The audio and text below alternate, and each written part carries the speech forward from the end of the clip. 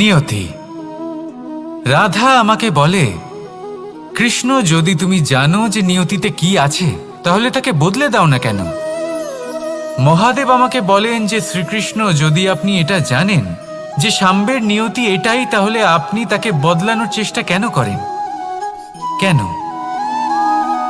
কারণ আমি একজন পিতা, আর পিতার কর্তব্য এটাই, তিনি যেন সম্ভাব্য সব চেষ্টা করেন নিজের সন্তানের মঙ্গলের জন্য।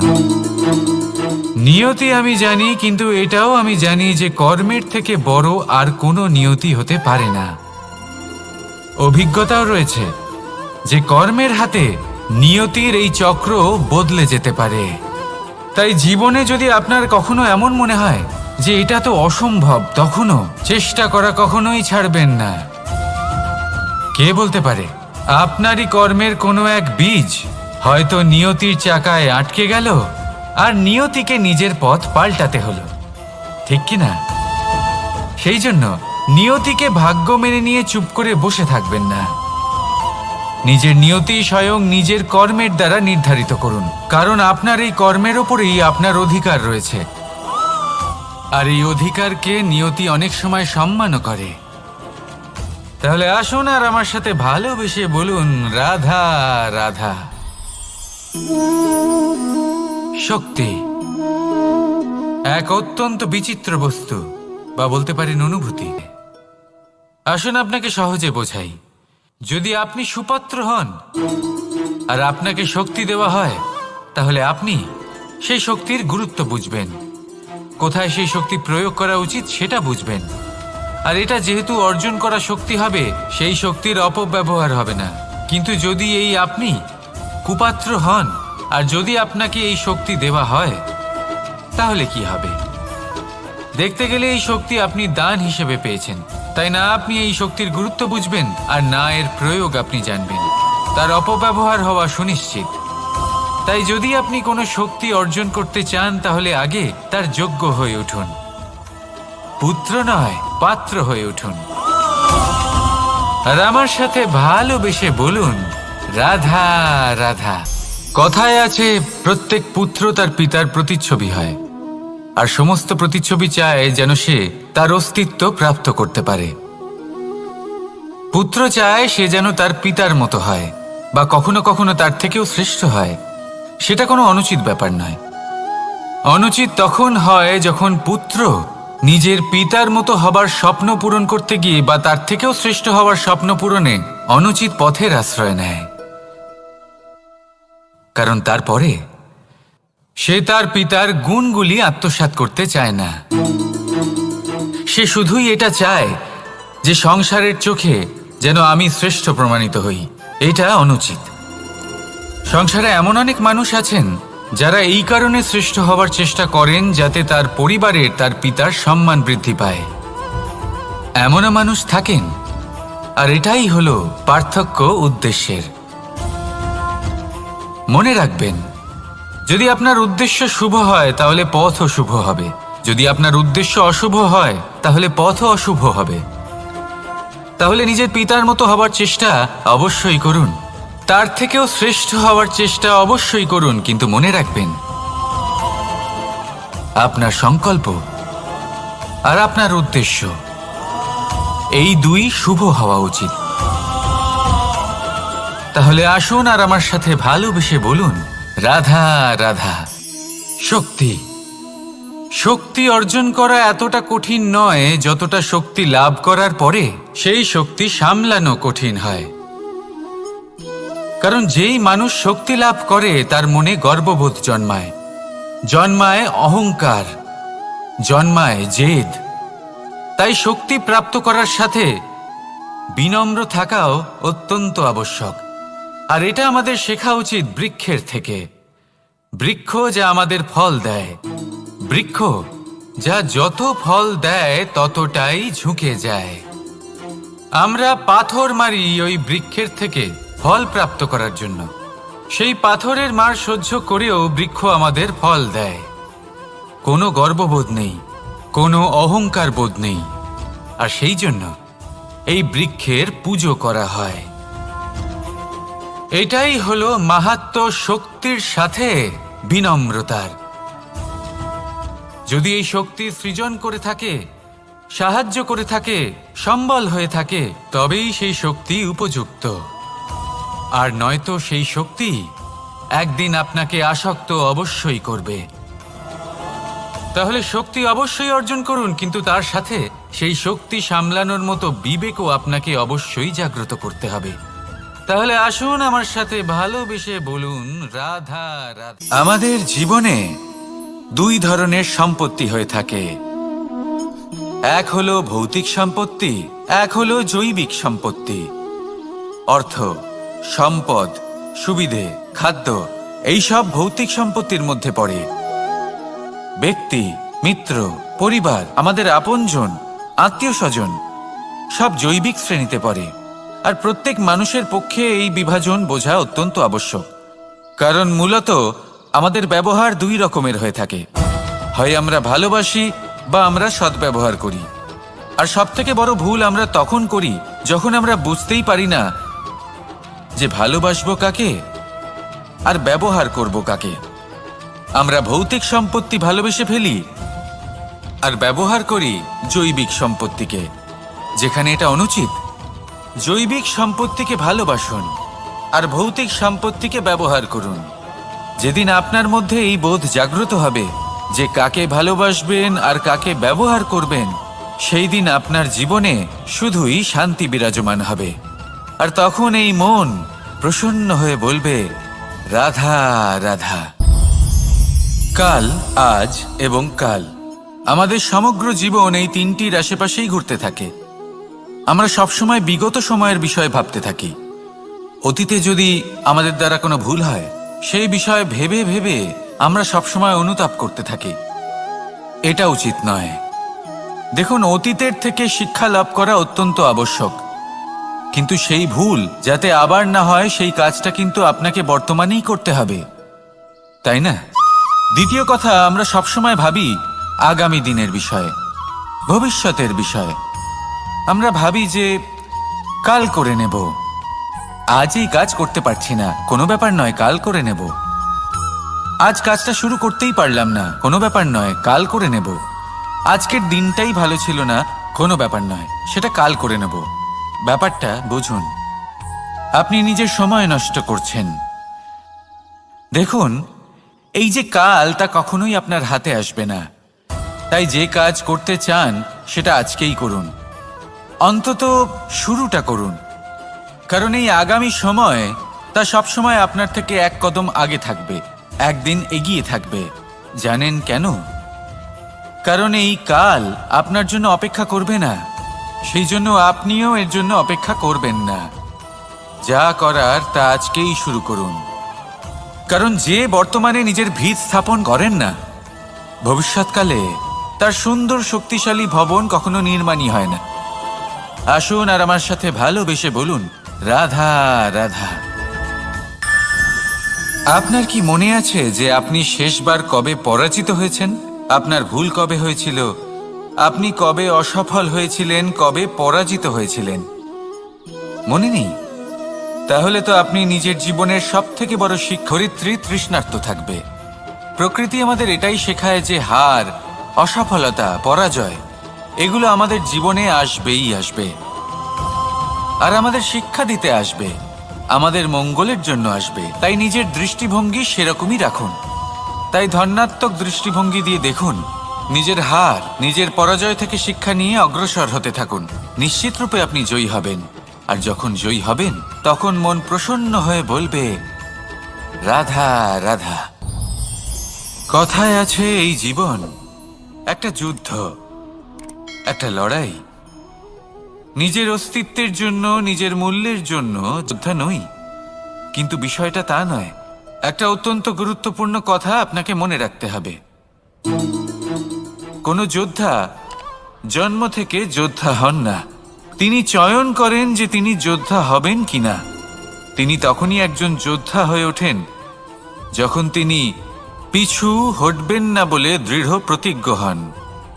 যদি ওনার সামনে অন্যায় হয়, তার বিরোধিতা করার জন্য দৃঢ় প্রতিজ্ঞ হন। যোদ্ধা হতে চান যিনি নিজের শৌর্য দিয়ে, বীরত্ব দিয়ে নিজের পরাক্রম প্রদর্শন করেন আর যার প্রশংসা যুগ যুগ ধরে হয়ে চলে। আপনি কি হতে চান সেই সিদ্ধান্ত আপনারই। আসুন আর আমার সাথে ভালোবেসে বলুন, রাধা। অহংকার অত্যন্ত বলশালী হয়। এই অহংকার মানুষকে কখনো নত হতে দেয় না।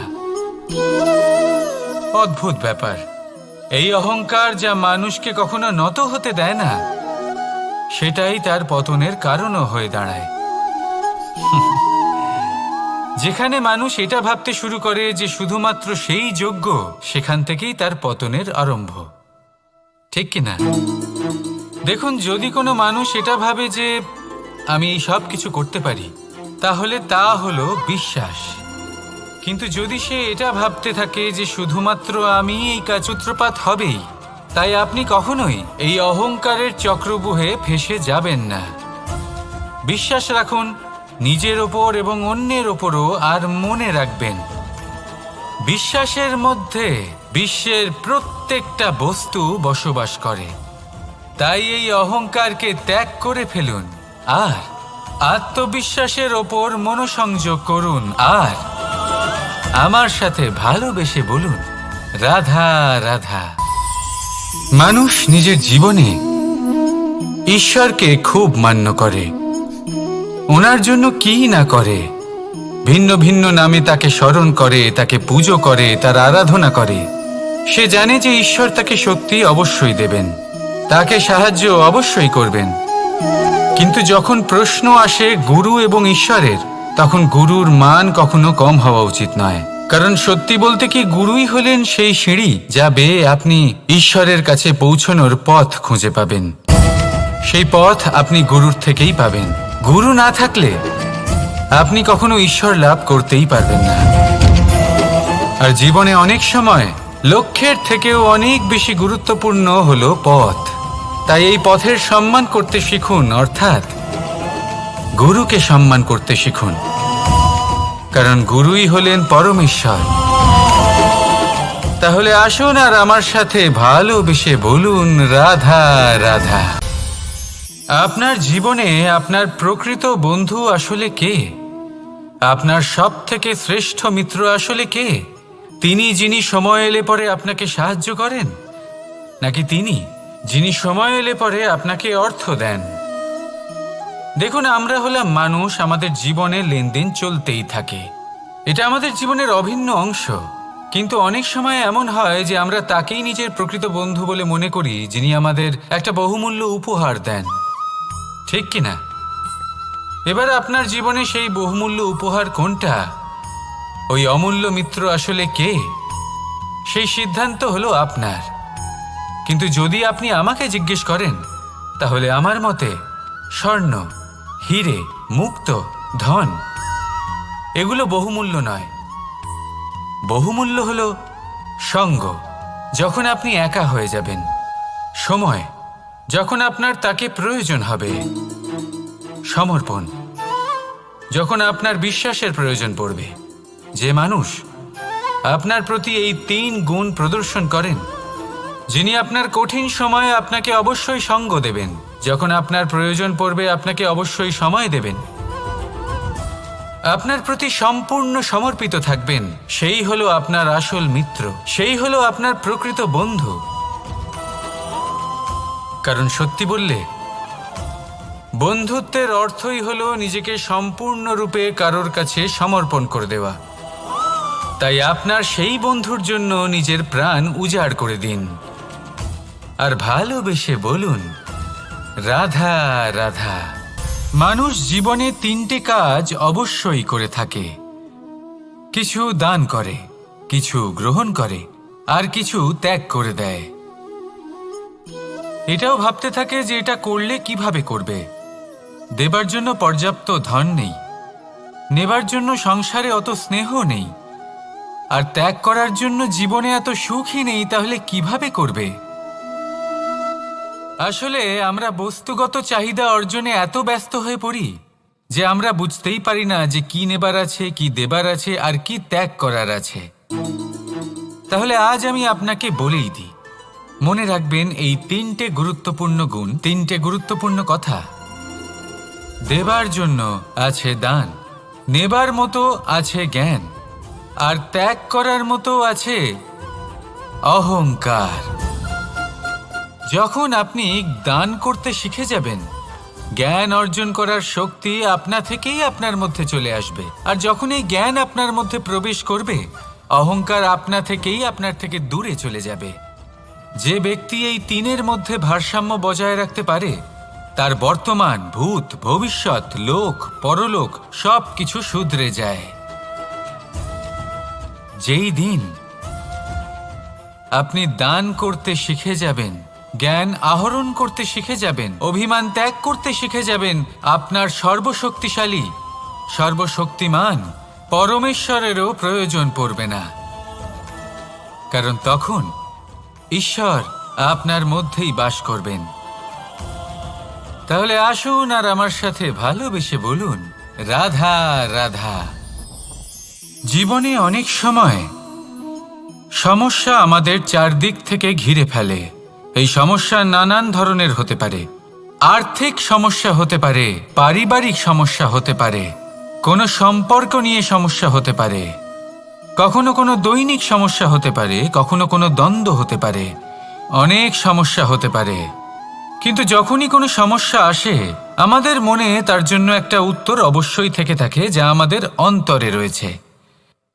একে আমরা বলি আত্মা। আত্মা হলো পরমাত্মারই রূপ, আর পরমাত্মা তা কখনোই কিছু অনুচিত চাইবে না, তাই তো? এই আত্মা খুব ভালো করে জানে যে কোনটা উচিত আর কোনটা অনুচিত। যদি আসল বিষয়ের কথা বলি, তাহলে আপনাকে নিজের মনকে বুঝতে হবে। কারণ আত্মা তো পরমাত্মা থেকেই আসে, কিন্তু এই মন মানুষ জন্ম থেকেই প্রাপ্ত করে, যার বিকাশ হয় এই সংসারকে দেখে। যেদিন আপনার এই মন আর আপনার এই আত্মা, এই দুই এক হয়ে যাবে, আত্মসাৎ হয়ে যাবে, সেদিন আপনার জীবনে না কোনো সমস্যা থাকবে, না কোনো ঝঞ্ঝাট থাকবে, না কোনো সংকট থাকবে। কারণ আপনার কাছে সেই সমস্ত সমস্যার, সমস্ত বিপদের সমাধান থাকবে, আর তাও আপনারই অন্তরে। তাহলে আসুন আর আমার সাথে ভালোবেসে বলুন, রাধা রাধা।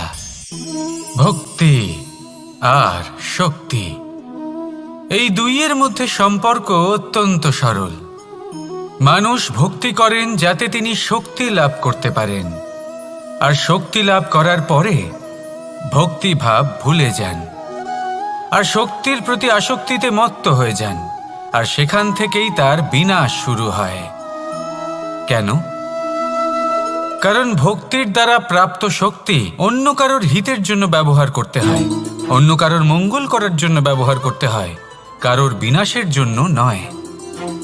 এবার যদি আমি আপনাদের একটা উদাহরণ দিয়ে বোঝাই, তাহলে কোদাল দিয়ে আমরা মাটি কোপাতে পারি, একটা গর্ত খুঁড়তে পারি, যাতে একটা নতুন বৃক্ষ জন্ম নিতে পারে, একটা বৃক্ষ যা অন্য জীবকে ফল প্রদান করবে, যাত্রীদের ছায়া প্রদান করবে। কিন্তু এই কোদালের ব্যবহার যদি আমরা অন্য কারোর ক্ষতি করার জন্য করি, তাহলে ক্ষতি শুধুমাত্র আমাদেরই হবে। তাই জীবনে যদি আপনি কোনো শক্তি লাভ করেন, হয়তো ভক্তির দ্বারা বা অন্য যেখান থেকেই হোক, তার সদ্ব্যবহার করতে শিখুন, নয়তো এই প্রাপ্ত শক্তি আপনার পতনের কারণ হয়ে দাঁড়াবে। তাহলে আসুন আমার সাথে ভালোবেসে বলুন, রাধা রাধা। বরদান অত্যন্ত বিচিত্র এক বিষয়, কিন্তু দেখতে গেলে এই বরদান কি না করতে পারে। এক দরিদ্রকে রাজা বানিয়ে দিতে পারে, একজন দুর্বলকে এই সংসারের সব থেকে শক্তিশালী ব্যক্তি বানিয়ে দিতে পারে।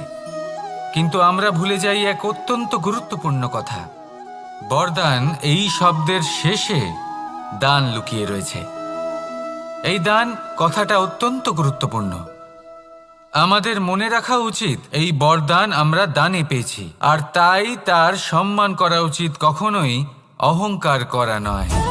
আর যে ব্যক্তি বরদান পেয়ে অহংকার করেন, তার যা ক্ষতি হয় তা হলো এই বরদান তার থেকে কেড়ে নেওয়া হয়। বর অর্থাৎ শ্রেষ্ঠ, অর্থাৎ বরদানের অর্থ হলো একটা শ্রেষ্ঠ দান, এবং তার ব্যবহার যদি আপনি কারোর ক্ষতি করার জন্য করেন তাহলে ক্ষতি শুধুই আপনার হবে। তাহলে এই বরদানের সম্মান করুন, উচিত পথে চলুন আর উচিত উদ্দেশ্য নিয়ে এর ব্যবহার করুন, সব কিছু ভালোই হবে। তাহলে আসুন আর আমার সাথে ভালোবেসে বলুন, রাধা রাধা। পিতা আর পুত্রের সম্পর্ক অত্যন্ত মধুর হয়ে থাকে। পিতা স্বপ্ন দেখেন, তাকে পূর্ণ করার সকল সম্ভাব্য চেষ্টা করেন, কিন্তু তাও অনেক সময় ওনার স্বপ্ন অপূর্ণ থেকে যায়। তখন পিতা ভাবেন যে স্বপ্ন উনি পূর্ণ করতে পারেননি, ওনার সন্তান তা অবশ্যই পূরণ করবে। যে স্থানে উনি কখনো পৌঁছতে পারেননি, সেই স্থানে ওনার পুত্র অবশ্যই পৌঁছবে। পিতা নিজের সন্তানের ভবিষ্যৎ নিয়ে সেই স্বপ্ন দেখেন, আর যখন সেই সন্তান সামনে এগোতে থাকে তখন তার দুঃখ হয় না, বরং গর্ব হয়। ওনার ভালো লাগে এটা দেখে যে ওনার সন্তান অনেক উন্নতি করছে।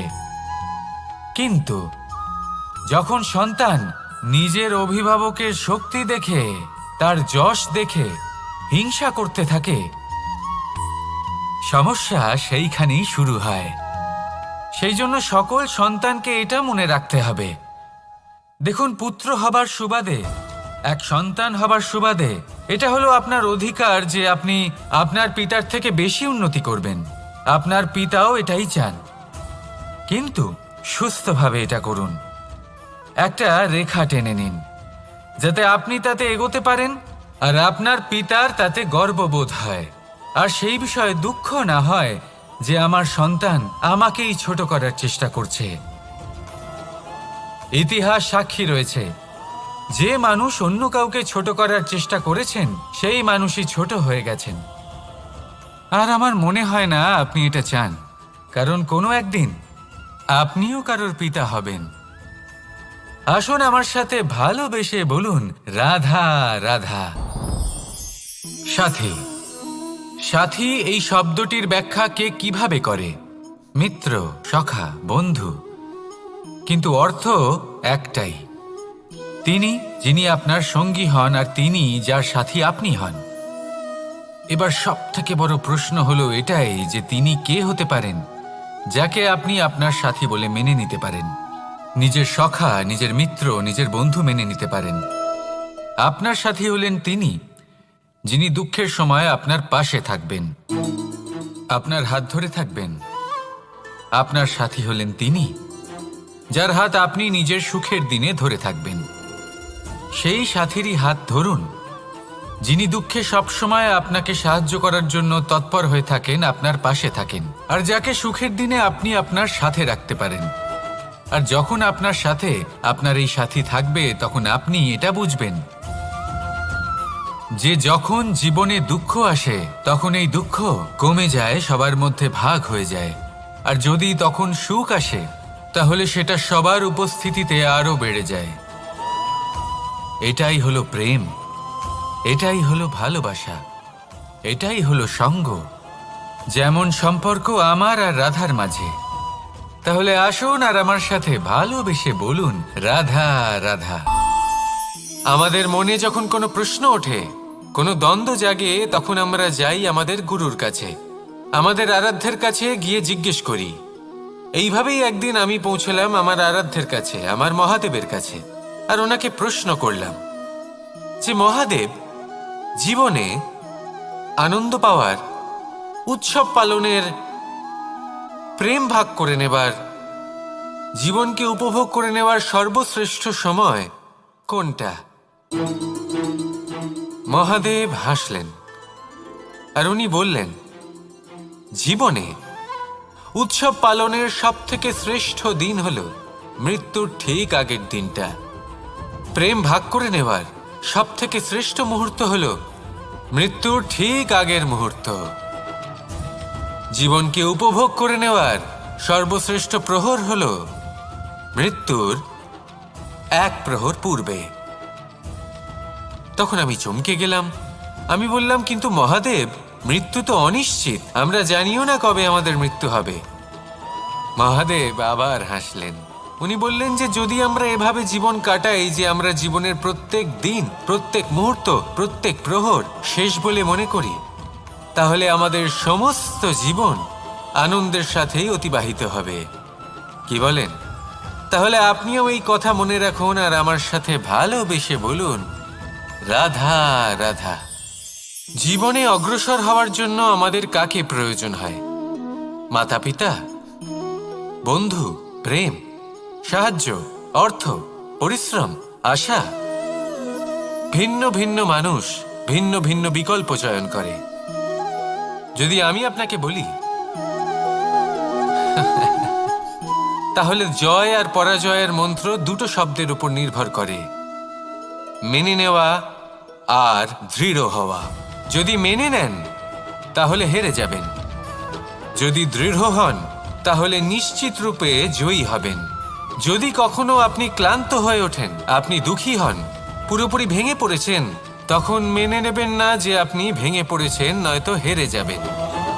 তখন উল্টে স্থির করবেন যে যাই হয়ে যাক না কেন আমি জয়ী হবই। আর আপনি দেখবেন যে জয় নিশ্চিত রূপে আপনার কাছেই আসবে। তাহলে এই কথা মনে রাখবেন আর আমার সাথে ভালোবেসে বলবেন, রাধা রাধা। সময়, জীবন, কাল। দেখতে গেলে এই তিনটি শব্দ একটি শব্দেরই সমার্থক শব্দ মনে হয়, কিন্তু এই শব্দগুলি এই জীবন, একে যাপন করতে হয়। কি বলেন? এই জীবনে কিছু করুন বা কিছু না করুন, জীবন এমনি কেটে যাবে, আপনি জানতেও পারবেন না। কিন্তু সেটা আমাদের উদ্দেশ্য নয়, একে যাপন করতে হবে। এই জীবনে প্রেরণা পেতে শিখুন, প্রেরণা দিতে শিখুন, আহ্বান গ্রহণ করতে শিখুন, আহ্বান জানাতে শিখুন, মহান কাজ করতে শিখুন, ধন্যাত্মক বোধ জাগিয়ে তুলুন। জীবন অতিবাহিত করার অর্থ কি তা আপনি শিখে যাবেন। কারণ সময় কেটে যায়, সমস্ত যুগ কেটে যায়, কিন্তু জীবনের রীতি জীবন কাটিয়ে দেওয়া নয়, জীবন যাপন করা। এই জীবন সম্পূর্ণরূপে অনুভব করতে হবে, নতুন পথ বানাতে হবে। এবারে যদি এই জীবন বাঁচার সময় একটা আনন্দময় অনুভূতি লাভ করবেন, তাহলে এটাই করুন আর আমার সাথে ভালোবেসে বলুন, রাধা রাধা। আপনি কি কখনো কোনো জলের ধারা দেখেছেন? তার সামনে যতই মাটি থাকুক না কেন, যতই কাদা থাকুক না কেন, যখন এই জলপথ নিজেই তৈরি করে নেয়, তাহলে আপনিও এরকম জলের মতো হয়ে উঠুন। যদি হয়ে উঠতে পারেন, তাহলে নিজের মনের, নিজের ভাবনার, নিজের জীবনের যত অনাবশ্যক তত্ত্ব আছে, অনুপযোগী অংশ রয়েছে, অর্থাৎ অপরিষ্কার অংশ রয়েছে, তা নিজে থেকেই নির্মল হয়ে উঠবে। আর যেরকম জলের ধারা কখনো থেমে থাকে না, সব সময় বয়ে চলে, সেইভাবে আপনিও কখনোই থামবেন না, সবসময় বয়ে চলুন, এগোতে থাকুন। পথে যদি অনেক বিপদ আসে, সমস্যা আসে, থামবেন না, তার উপর নিরন্তর প্রহার করুন, নিরন্তর প্রয়াস করুন আর অগ্রসর হন। আপনি ভেবে দেখুন, এই জলের ধারা কখনো থেমে থাকে না, সবসময় বয়ে চলে, বিপদের সম্মুখীন হয়ে তাকে সাথে বয়ে নিয়ে চলে। সেই জন্য জলের ধারা, প্রবাহমান এই ধারা, এর থেকে কখনো দুর্গন্ধ আসে না, এতে কখনো ময়লা জমতে পারে না, বরং পালিত হয় সুন্দর প্রাণবন্ত জীবজন্তু, যেমন সুন্দর ছোট মাছ পাবেন। আর তার সাথে নিজের অন্তরের যে মালিন্য রয়েছে, তা আপনি নিজেই নিজের থেকে দূরে করে দেবেন। তাহলে আসুন আর আমার সাথে ভালোবেসে বলুন, রাধা রাধা। এবার অনেক সময় মানুষের মনে এরকম প্রশ্ন আসে যে এই সংসারে সবথেকে বড় বিপদ কি? কেউ বলে ধর্ম সংকট, আবার কেউ বলে প্রাণের উপর আসা সংকট। প্রত্যেক মানুষের জীবনে বিভিন্ন সংকট আসে, আর এই সমস্ত সংকট অত্যন্ত বিচিত্র হতে পারে। এই সমস্ত সংসার হলো সংকট দ্বারা পরিপূর্ণ। ঠিক আছে, আপনাকে একটা উদাহরণ দিই। চাপতে না পারে তাহলে সে ধরা পড়ে যেতে পারে, ঠিক কিনা? আবার অনেক সময় এমনও হয় যে যার জন্য আমি সংকট, সেও আমার কাছে সংকট। যেমন এই পরিস্থিতিতে দেখুন, সংকট হলো সংকট, এ তো জীবনে থাকবে, কিন্তু এর সম্মুখীন কিভাবে হওয়া যায়? খুব সরল। সব এটার ওপর নির্ভর করে, মনের ওপর। এই মনকে নিয়ন্ত্রণ করলে সব ঠিক থাকবে। এবার যদি ধনী ব্যক্তি মনকে নিয়ন্ত্রণ করে ফেলেন, নিজের অর্থের ব্যবহার শুভ কাজের জন্য, সমাজের সেবার জন্য বিকাশ করতে করেন, ওই অর্থকে একত্রিত করে না রাখেন, তাহলে চুরির সমস্যা, এই সংকট সেখানেই কেটে যাবে। এবার যদি কথা বলি সেই চোরের, তাহলে চোর যদি নিজের মনকে সংযত করে নেয়, যদি নিজের কর্মকে নিয়ন্ত্রণ করতে পারে, তাহলে এমন কোনো স্বর নেই, এমন কোনো স্বর নেই যা ওকে ধরা পড়তে বাধ্য করবে। সেই জন্য জীবনে সংকট যতই আসুক, যত বড়ই সংকট আসুক না কেন, কবচ হলো একটাই, আর এই কবচের নাম হলো আত্মনিয়ন্ত্রণ। নিজের মনকে নিয়ন্ত্রণের ভালোবেসে বলুন, রাধা রাধা। এই দড়িটা দেখুন, ছোট ছোট রেশম দ্বারা তৈরি, এটা সরু সুতো দ্বারা তৈরি হয়েছে এটা, আর এ অত্যন্ত কোমলও বটে। আর আপনি চাইলে এটা সোজাও করে দিতে পারেন, আর চাইলে এটা বেঁকিয়েও দিতে পারেন, আর যদি চান তাহলে এটা গোল গোল করে বেঁধে কোথাও রেখেও দিতে পারেন। এবার এই কোমল দড়ি যদি কোনো নিষ্ঠুর কঠিন পাথরে বারংবার জড়িয়ে দেওয়া হয়, তাহলেও তাকেও কাটতে পারে, নিজের ছাপ ছেড়ে যেতে পারে, সেটার আকারও বদলে ফেলতে পারে। এবার এর কারণ কি? এর কারণ হলো অভ্যাস আর নিরন্তর প্রচেষ্টা। যদি আপনিও চেষ্টা করেন আর নিরন্তর কর্ম করে যান, তাহলে আপনার প্রারব্ধ পাথরের মতো কঠিনই হোক না কেন, তাতে ভাঙন ধরিয়েও আপনি নিজের লক্ষ্যে অবশ্যই পৌঁছতে পারবেন। একটা গুরুত্বপূর্ণ কথা মনে রাখবেন, সুকর্মের অভ্যাস আর নিরন্তর প্রয়াস, এই হলো সাফল্যের মন্ত্র। তাহলে জীবনে এই মন্ত্র আনুন আর আমার সাথে ভালোবেসে বলুন, রাধা রাধা। বসন্ত ঋতু, এই সময় মন আনন্দে ভরে থাকে, এমন মনে হয় যেন আমরা আকাশে বিচরণ করতে চলে যাই, কিন্তু সেটা তো সম্ভব নয়। সেই জন্য হয়তো আমরা ঘুড়ি ওড়াই, এই ঘুড়িকে নিজেদের প্রতিরূপ মনে করে। এবার অনেক মানুষ আছেন যারা ঘুড়ি ওড়ান, কিন্তু এই কর্মের সারমর্ম কি সেটা কজন বুঝতে পারেন? আপনি এটা মনে করুন যে আপনি হলেন সেই ঘুড়ি, আর এই সুতো যিনি ধরে রয়েছেন তিনি হলেন পরমাত্মা, আর এই সুতো যেখান থেকে শুরু হয় সেই লাটাই হলো আমাদের কর্মচক্র। এবার আপনি নিজেই অনুমান করুন যে এই উড়ান কার ওপর নির্ভরশীল, পরমাত্মার ওপর আর আপনার কর্মের ওপর। যদি পরমাত্মা আপনার হাত ধরে থাকেন, আপনার সাথে থাকেন, যদি আপনি শুভ কর্ম করতে থাকেন, আপনি এই আকাশে উড়তে থাকবেন। কিন্তু কোথাও কোথাও যদি পরমাত্মার সাথে এই বন্ধন ছিন্ন হয়, আপনার কর্মচক্র খারাপ হয়ে যায় বা থেমে যায়, তাহলে আপনার এই ঘুড়ি কেটে যাবে আর দূরে কোনো গাছের ডালে গিয়ে আটকে যাবে।